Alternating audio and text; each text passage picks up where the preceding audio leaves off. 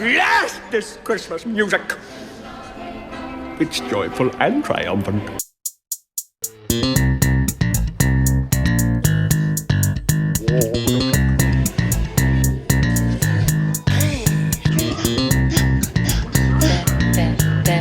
The Grinch! Hello, everyone. Welcome to episode 13 of X versus Z. I'm Chris. 14. No. What? 14.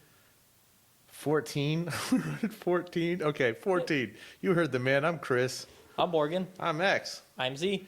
And this is another holiday movie where you were like, there's hundreds of them, dozens. I don't know how many. There's a lot of Christmas Probably movies. thousands. And my Jewish friend had a particular favorite against my better judgment, but this is a partnership, and Yep. it's important to show movies that we care about. And what movie are we doing this week to celebrate the Christmas season, since this is officially a Christmas movie? Yes. We are doing How the Grinch Stole Christmas, the one with Jim Carrey, directed by... Come on, dude! It's Ron Howard. Ron Howard, the great Ron Howard. I love Ron Howard. I'm a huge fan. Guys, before we get started, by the way, like, subscribe. You know, we really appreciate any engagement. So your comments are Absolutely seen appreciated. and replied to by us, and we appreciate it. So do all that good stuff, and it totally helps the channel and helps us get in front of more eyes, and helps people see more good reviews like the one you're about to watch right now, and how the live action version of How the Grinch Stole Christmas with Jim Carrey. one of my comedy heroes. Yes. And also one of my favorite actors of all time, which I prefer his acting. Morgan, I was trying to see if there was a way to talk about this movie without bringing up the fact that you're Jewish, but since I already brought it up, how does a Jewish kid get exposed to Christmas movies? Well, my biological father was Christian, so what happened was he would send my siblings and I, movies and stuff for the holidays and everything. One year he sent my brother the original animated How the Grinch Stole Christmas. And, we were little kids, so we loved that movie. Mm-hmm. And then this movie came out when we were, again, still little kids. I don't think we went to go see it in the theaters, but I know we got it on VHS. And then... yeah, I just always enjoyed this movie because to me, it's a classic Christmas movie because it's just fun and goofy, and every frame of it is Christmassy. Does it give you the warm fuzzies? It gives me the giggles, mostly. Not necessarily the warm fuzzies. The warm fuzzies come from the original How the Grinch Stole Christmas. Okay, then let's start one. there. That's a better place to start than this one because you need context. The original How the Grinch Stole Christmas, the animated 1966 one by based on the book by Theodore Geisel, Dr. Seuss, is a Christmas classic, an essential in my mind, a must-have. I own it. I adore watching it. It's a tidy, wonderful 30-minute little or 25-minute little Christmas tale. Beautifully animated. The music's so much fun in that one. The music is fun. It's silly. It's whimsical. It's odd. It's weird. The design of the Grinch from the book and then adapted for the animated show is... iconic. It's iconic. Also It's just weirdly unsettling. And I think sometimes art, even when its end goal is to be sweet and warm-hearted, it needs a little edge, a little bizarreness to it. And to really make it stick in the public mind, subconscious. That's the word. That movie gives me the warm fuzzies. Absolutely, it does. Too. I'm gonna say right off the bat, this one does not. This one is a movie that I watch purely because it reminds me of when I was a kid, and I still love some of the jokes in it, some of the gags. And one thing I wanted to bring up is, this is a little bit of a sidebar, but oddly enough, the effects of this movie, the majority of them hold up, especially the makeup on the Grinch. That makeup looks great. That's a great... I mean, that is probably the best place to start. There's things I do like about this movie. I generally don't like this movie, and I'll get into that. It's not like I hate this movie. If it's on, I'll watch it, whatever, especially if it's with somebody who's a friend of mine. But I got mixed feelings about the makeup and everything. Look, there's two things going on. There's the Grinch, and then there's the Who's. Yeah. So I will give credit to the Who's, okay? I mean, not to the Who's, but to the makeup done and prosthetics and everything done on the Who's and on the Grinch. But on the flip side of that, it's amazing. The makeup's amazing. The costume is amazing. The set designs are so much fun. They are fun, but I can't help but think that Jim Carrey looked miserable in that outfit. He looked like, I know he was. Yeah, it definitely seems like something that if you had to wear that much prosthetics and that much makeup for 16-hour days, that's miserable. One thing I will say though is Jim Carrey is just in general such an animated person with like a rubbery face. I really didn't see him struggling too much behind that makeup to like make his faces and do his whole shtick. Is just he was just as animated as he always is, and I like that. I think they cast the perfect person as the Grinch. Oh yeah, I mean, can you imagine anybody else other than him? I mean, he did go through hell though. It took him 2.5 hours to get the makeup on. Yeah, and because of the pain of the contacts and wearing the suit, I'm not trying to poop in the soup here, but he was miserable during the making of this movie. Award. Like, does that bother you knowing that he wasn't happy during the making of this? a little bit, but the thing is, there's a difference between someone purposefully being made miserable because, like, the director wants a feeling, and this is the costume you have to wear for the movie. Like, you know, Dave Bautista. For Drax. Yeah, Dave Bautista for Drax. The lady who plays Nebula, whose name escapes me. Zoe Saldana. No! No! No! That's Gamora, I think. But, you know, her too. Like, those people have to go through, you know, hours of makeup to get into these roles. And it's a sucky part of the job, but you signed up for it. Okay, so Jim Carrey is obviously the center, the reason people are going to see this movie. He's just like, I don't know how much Jim Carrey stays on the script, but really your eyes are fixated on him. How I didn't laugh though. I mean, like I was like, I'm mesmerized. I wasn't like giddy. I didn't giggle.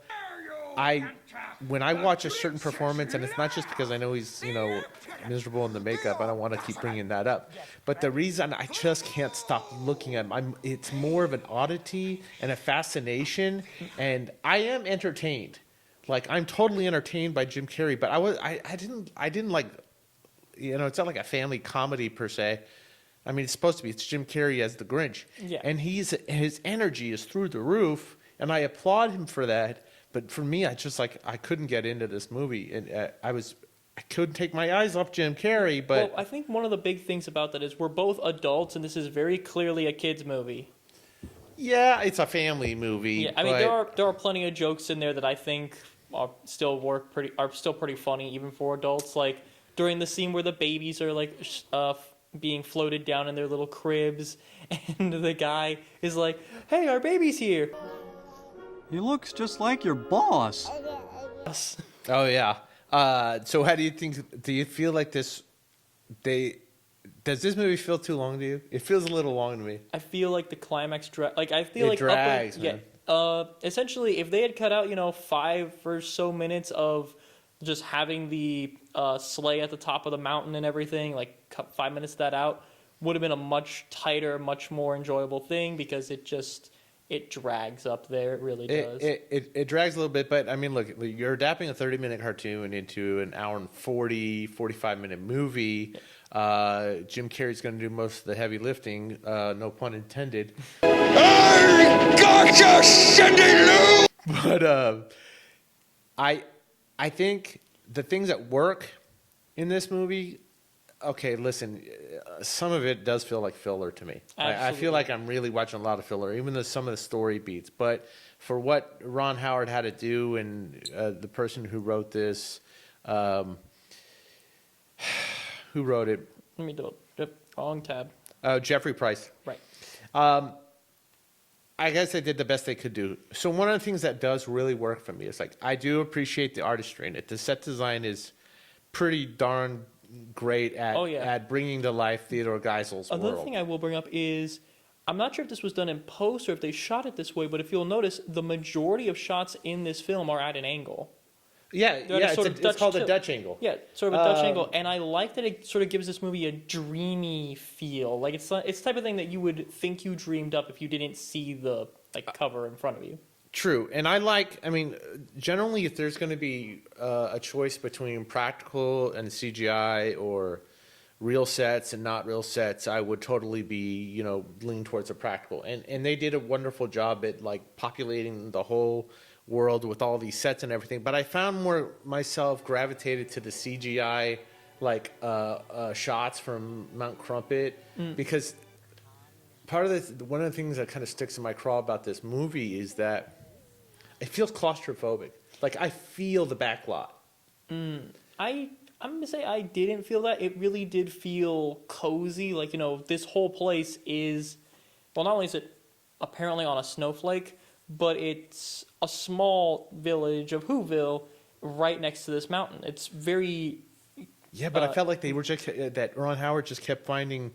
Ask any fool. He used a lot. He used wide shots, but he used a lot of tight shots too. Yes.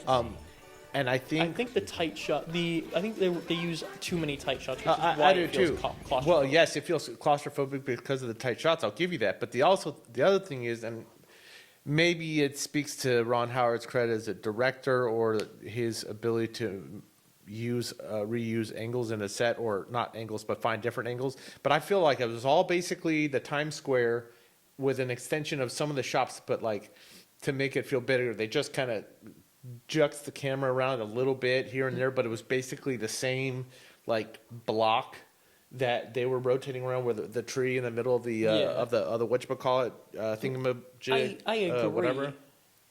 But at the same time, they do say multiple times the small town of Whoville. Okay, you're gonna get me on that one. I'll give you a point on that.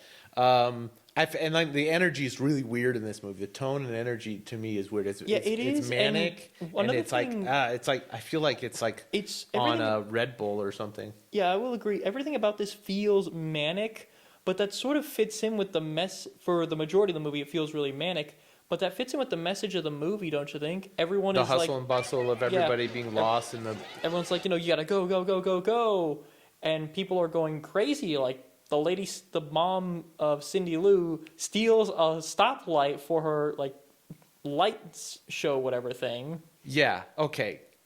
There's a little thing. This is I don't want to call this a nitpick, but I have a thing in any movie, and this is just a particular taste of mine, but there's some marvelous actors in this. Oh, yeah. Anthony Hopkins is the narrator. Yeah, that goes by the wayside, but it also, some of the supporting cast is Jeffrey Tambor as the mayor, Christine Baranski as, was it Martha Ray? Martha May who, and Molly Shannon's the mom. Those two, okay, listen, Jeffrey Tambor, I don't know if you know the stuff about him and the sexual harassment of lots of women and stuff. Doesn't surprise me. Yeah, okay. I can get over that because, sometimes you have to separate the art from the artist, and Hollywood is not filled with angels, so to speak. But I don't like underused talents. And Jeffrey Tambor, who is very versatile and can do so much stuff, I was like, I don't know if I felt this could have been a little bit more adult humor, a little bit more. I felt like the script could have been a little bit. You ever seen those animated movies where there's something for the kids, but then there's also a little wink wink for the adults? Yeah, and there wasn't enough of the wink wink for the adults kind of stuff. I'll agree with you there. But one thing I wanted to talk about in terms of, I had it and I lost it. Never mind. You lost it. Okay. Well, anyways, Christine Baranski, who is a phenomenal talent, and Molly Shannon, phenomenal talent, are both underused. But everybody takes a backseat to Jim Carrey anyway. So let me give credit to somebody who's the MVP of the thing, and it's not Jim Carrey because Jim Carrey's doing the Jim Carrey thing. I gravitated toward the little girl. What did you think about Cindy Lou? I think Cindy Lou and her actor, like, the character is always, cutesy and everything. But the actress, I think she did a really wonderful job, like, selling that innocence, but there's, like, a wisdom to her. Yeah. The only thing I will say is, I know she's a little kid, and I know this isn't really a musical, there's only 2 songs in it, but I really could have done with someone dubbing over her singing voice in that, like, where are you, crazy? She was like off key. It wasn't even off key, it's just the pitch of that was so annoying to me. Like It was all over the place, right? I'm not a music critic. All No, I but can you say know what you like. It's like food. You're not a chef either, but Yeah, you it know just- what you like. it did not sound good to my ear. I know she was a kid in this, but yikes. Bit of ADR would have gone a long way. Okay. I have mixed feelings on that. I think at first I kind of in the same camp as you are, and I'm like that with any movie when they sing. I'm more forgiving of kids of it because, not every, kids might like to sing, but they might not be able to sing. Yeah. So I'm going to be like not the Grinch in this and say that I'm forgiving of it because I like the idea of a little kid just singing to herself. Yeah. It was sweet, and that's actually one of the highlights of the movie is that song. There's also, speaking of the songs, the other, like the big song, the You're a Mean One, as fun as the visuals in that one were in this version, and I get what they were going for, if they had a consistent consistent voice singing that instead of going all over the place where it was, I'm pretty sure it was Jim Carrey. it who was, like but it was doing like all acted out the lines instead of like. Yeah, but if they had I would have just just like the song. if they had just had a consistent singing voice, even if they wanted him to be acting out some of the stuff, fine. But just keep it consistent. All the switching around made it a lot less Cohesive too. cohesive and enjoyable. Yeah, as a song. I kept being pulled out of this movie, and that's why I feel like the energy, the tone is kind of all over the place a little bit, and the energy is off. Like I some movies I just feel like they didn't enjoy making the movie. Whether or not that's true, I don't know. But let's talk a minute about a couple of very weird things. There's some off-putting things in this. That baby Grinch. Talk about the baby Grinch. I mean, Not the little kid, not the full- kid version of the Grinch. Who I'm going to give credit to that little dude. He was. okay, him as a baby was honestly, I thought it was creepy and weird, but in a way that I'm like, okay, I can kind of get behind this because he's a weird dude. Like, we see him as an adult, we see him as a kid, we see him as a baby, and he is a weird thing.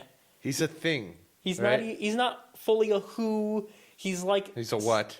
What? Yeah, he's a As what? they say it. Yes, and he's just weird. So and was that a puppet or CGI? I think the baby was CGI. Oh, I thought it was a puppet. I think it was both. Maybe I don't know, but It was I keep weird. trying to put my finger on what bothers me about this movie, but there's just like, it's more odd than entertaining to me, and I'm mesmerized by that. Now, the baby was weird. I don't know how if Jim Carrey was dealing with all the makeup and stuff. Imagine how the little kid was, the little actor who played the kid Grinch. Yeah, I'm not sure how they managed to do that because that honestly to me, I think that kid does look like a perfect little kid Grinch, especially or little kid Jim Carrey's Grinch. I think the makeup and everything was awesome there. I have no real issues with that kid's performance. It was short, but he played up the mischievousness of the Grinch. But one thing I did want to bring up is these kids are in like grade school. Why is that girl so freaking horny? Yeah, by the way, that kid's like supposed to be like 8 or 9 years old, and the girl who plays Martha looks May, like she's she looks like 13. they're 13 or 14. It's Yeah. very Padme Anakin. It's weird. So that was another odd thing. I kind of felt bad He for, had 2 moms, which I mean, just or maybe they were sisters. I don't know if they were like a lesbian couple or whatever. It didn't. I wasn't like wait. I didn't care. It like, doesn't really come into it, but at the same time, it's kind of like, I mean, they don't make a big deal out of it, so at least Whoville's probably. Do you get bothered by the idea of movies where everybody is a swarm of groupthink? Not really. I more so just understand it as a, what's the word? Not collective consciousness, but basically Like a people, mob okay, mindset. Yeah, like the line from Men in Black: "A person is smart, people are dumb." Okay, that's actually a great point. Is the Grinch can he be forgiven for this in real world? I mean, what exactly did he do that was so wrong? He set that tree on fire? They had an extra. Dude, that was a major thing, to set a fire to a tree in the middle of town. They had an extra. Did they deserve that? Yes. Dude, they did. Even the teacher at school was a bully to him, for Pete's sake. No, and that's another thing I wanted to bring up. This version of the Grinch didn't hate Christmas, he hated people. And this one was right to hate people. Almost everyone in Whoville was a bad person to him his entire life. Dude, he just got a bad haircut. He flipped out over a bad haircut. He was They were trying to be nice to him. No, they weren't. The kid was mocking him. You're 8 years old and you have a beard. That was the mayor. He was listen, his whole life view of himself is based on of what the mayor thinks of him. Are you telling me that well, I can see this. I He can was tell a that child. I can see where a single individual will change the course of somebody's life. And by the way, he was kind of a dick of a kid. Yeah, he was a mischievous little kid. He was a little snot-nosed douche. He was a kid. But the thing Nah, is, he wasn't just a kid. He was a sociopath. Even the teacher was like laughing at him and everything. Like that's just a mean teacher. And another thing I wanted to bring up is that whole thing with the parade and the food and all that. Clearly this guy likes being alone. I would say the Grinch is kind of an introvert in this. He went through an introvert's worst nightmare. Not only is he the center of attention, but he's paraded around town. Everyone's talking to him. Everyone's trying to give him stuff and food. And it's just, Okay, dude. Let me just say that about the Cheermeister thing, which was, I mean, it was a weird contrivance to force the rebellion to steal Christmas and all that stuff. But for the most part, those people were just being themselves. It was the mayor who was being particularly dickish. yes. And cruel with the whole showing the scissors and all that. I mean, I will agree there. Everyone It else... was like Carrie, except nothing got set on fire except the tree. Yeah, I agree. Most of the Who's in Whoville basically didn't do anything to the Grinch. They're just like, okay, he's here. We'll vibe with this dude. We'll see how it goes. But you're right. It was the mayor being an absolute char. Yeah, and I found that scene after a while to be kind of too long and cloying, and I didn't like the way it was edited, shoving the food into his mouth and forcing him. What did you say? Forcing him to like be paraded around on that chair and everything. Yeah, I was just like, I felt for him on one hand, and on the other hand, I was like, did Cindy Lou do more harm than good? I think, I put this in my notes. If the mayor hadn't been a jerk about that, it would have been over like 40 minutes earlier. And the Grinch was right during that speech, dude. The avarice never ends! Absolutely. Whoville is consumed with consumerism. Yeah. One of the things I do really, really like about this movie, going back to the set design and everything, I was more impressed with the Grinch cave. Yes. I thought was like, and hey, not for nothing, but the Grinch gets a lot done in one night, man. Oh my that God, guy, yeah. That dude is determined and he's talented. Dude, I wish I had that kind of hyper focus. Yeah. He can. As a kid, he's making he's inventive. He makes that giant the angel and everything. He makes the angel. He made that mouth that made him look like a big monster coming out of the cave. He makes inventions. He robs houses all night. Dude, you gotta admire that. And God bless his dog. By the way, the other thing I was thinking of, I know they use multiple dogs during this to play Max. I love the dogs. I always like dogs in the movies. But poor Max, that dog, do you think he was freaked the frick out when he had a shoot with Jim Carrey? I mean, it didn't It's that seem manic energy, and he's in that damn outfit. I think it was probably very much trained dogs. Like, if you put a normal dog in front of someone dressed as the Grinch, they'll probably not like it. But I think those dogs, not only were they obviously trained to follow commands and everything, but they probably spent a lot of time around Jim Carrey in the makeup, so I doubt it became an issue after a little while. Okay. Do you have any kind of major nitpicks about this movie? I think I wrote a couple of them down. Please tell me. Well, I feel like everything I've done is a nitpick about this movie. Okay. I mean, it's not a trash movie, man. It's not, Yeah. but it's because it's Jim Carrey.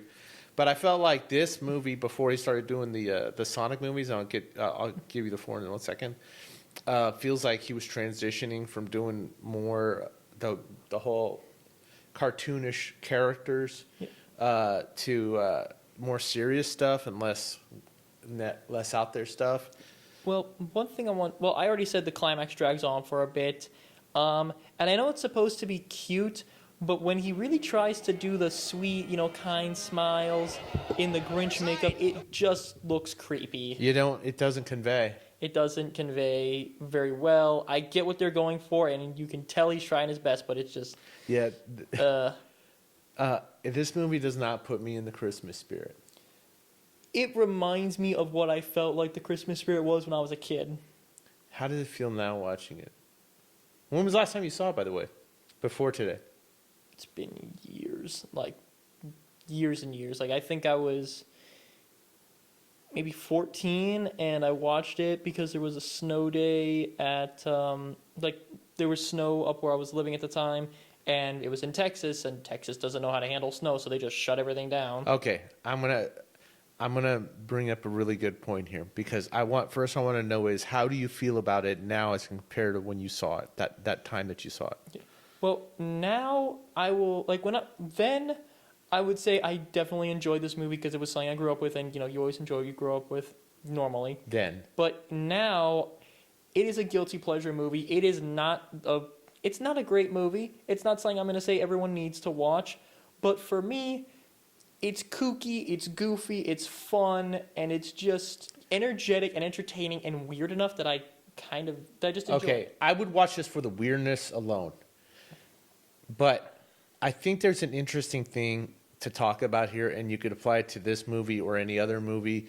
And I mean, nostalgia is the broad word we use for it, but the nostalgia exists because of context. And you just said, when you told me the context in which you first saw this, it is ripe for a fertilization of like warm, cozy feeling to bring you back. I mean, snow in Texas, Oh, dude. no. The first time I saw this was, I think it was around like Christmas time, and when did this movie come out? 2000? 2000.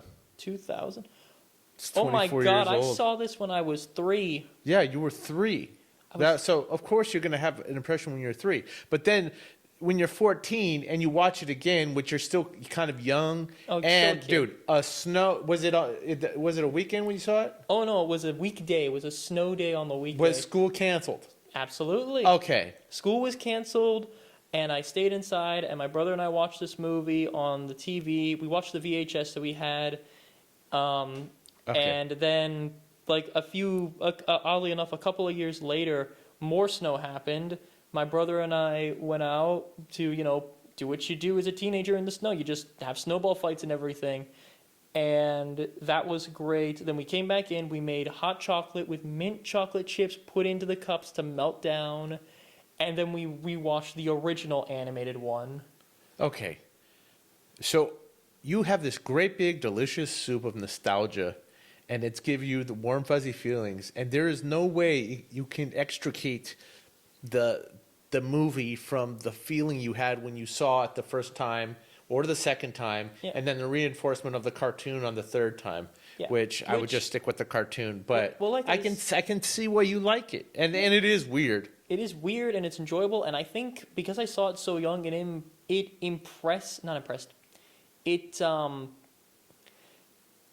a lot of the things that I sometimes do it did come from this. Like, for instance, if I'm ever like trying to scooch by people, or if I'm ever like, or if ever there's like, you know, a mess on the floor and I'm trying to like slowly step over, I will actually like pick my arms up and do like the whole, the Grinch. Yeah, I'll actually do this whole thing, just which is basically Nosferatu.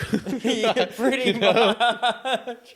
But it's just something I do because that's just how... Mr. Krumwitz, I present your candy bar.